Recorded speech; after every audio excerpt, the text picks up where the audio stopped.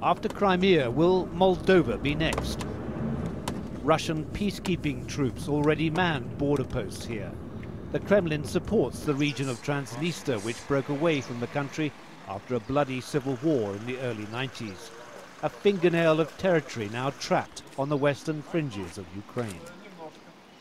Moldova's Prime Minister appealed to Western leaders and Russia to prevent his country falling apart after meeting with his Polish counterpart Donald Tusk this week, the strongest supporter of his bid to get his country into the European Union. It's not in the interest neither in the West nor of Russia, but especially not on our interests, which are squeezed somehow in the middle, to see these negative developments unrolling. So I hope, again, we will be able to come back to the common sense and to look at the real problems.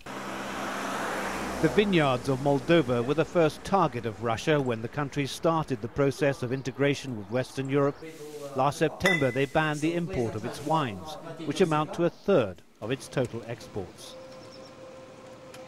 This vast underground wine cellar now fills a limestone quarry, which was used to help rebuild the capital of Chisinau after the Second World War.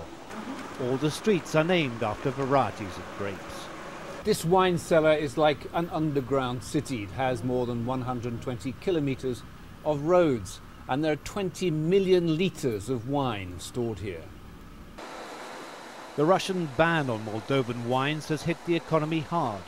It's the same tactic used by the Kremlin on Ukraine when they banned the country's lucrative trade in chocolates to Russia, a naked form of blackmail.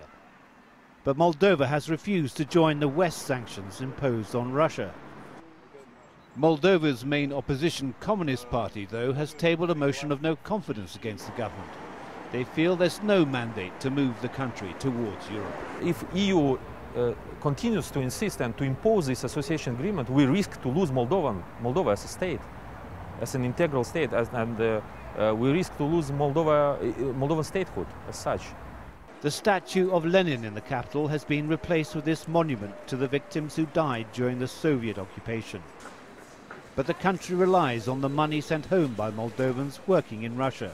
The people here now fear the next strong-arm tactic coming from the Kremlin will be to impose visa restrictions. The effect could be devastating to what already is one of the poorest countries in Europe.